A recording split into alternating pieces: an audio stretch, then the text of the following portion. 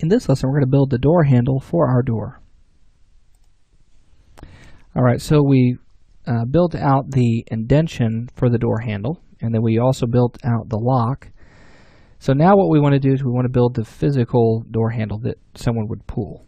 Okay, so to get started, I'm going to start out with a box. Let's hit Alt-X on this object here, and let's click and drag out a box about this size here.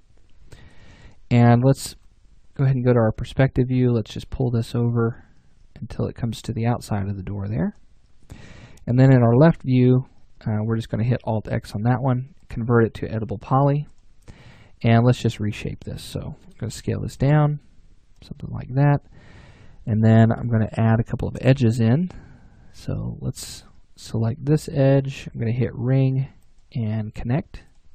That'll give me a single edge there, and then I'm going to pull those points around to match that. This is going to be a little rounded here at the end. Let's go to Edit, Swift Loop, and I'm going to add a loop right here, but then I'm going to hit Control Alt and drag that across, and it's going to try to mimic the shape of this here. Alright, and then let's grab our scale tool, let's scale that up. It's going to start to round that out. Let's pull this across here, just like that. And this door handle is going to be pretty basic. We don't want anything that's really outlandish or anything like that. It's a pretty basic door handle. So let's go ahead and take just these two edges right here. Yeah, we'll leave it alone. I don't want to bend it just yet. I'm going to taper this front edge here just a little bit. This is going to look like that, and then we'll also do the same thing here. Taper that. And then, let's see, what else? I think we'll need to add a couple of edges in there. I'm going to go ahead and wait on it for just a moment. Let's add a turbo smooth to this. Oops. Try that again. Turbo smooth. Bump up your iterations, isoline display, and let's start to add in a couple of edge segments to kind of harden up some of the shapes there. So I want to add one here across the back side of that so it flattens out that back. And then let's add in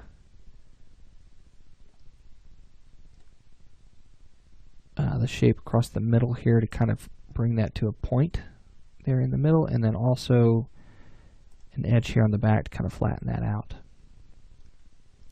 Let's hit Alt-X to turn off see-through mode there. And let's add another edge right here. But with that edge, what I want to do is I want to grab my scale tool. Scale that in all three directions just to kind of create this little ball on the end of that. And it creates an interesting shape here. Now what I want to do is I want to go ahead and above my turbo smooth add a bend modifier. And we're going to bend this. Let's adjust our angle. Let's use the X direction. And you'll notice that it begins to bend that handle. Okay. Let's go ahead and take that up to about maybe 45 degrees. And then grab our move tool and pull that handle out. Okay, it's going to cut into the door just a little bit. And that's okay. So there is our door handle. Let's turn off that bend. Select our door. Let's just kind of back up away from that a little bit, just kind of see what that looks like. I feel like I need another edge on that. So let's go to Edge Mode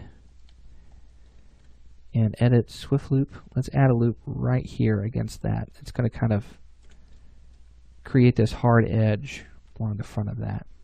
Go to Bend. There we go. I like that a lot better. However, that point is starting to kind of bother me a little bit. Let's see what it looks like without these edges in there. Make that just kind of very simple little handle there. And I kind of like that. I think that looks pretty good. We may want to adjust the bend a little bit, though. I feel like it might be a little too much now. And then also let's adjust the angle a little bit. Okay. And we could also come in and adjust the polygons on this. Let's hide our bend really quickly. So I just kind of want to come in and make this a little thicker. So we can pull that out a little bit more. Maybe even take that edge that was there and just kind of pull that back across. There we go. Okay, so there's our handle. I think adding a little bit more thickness to that really helped it.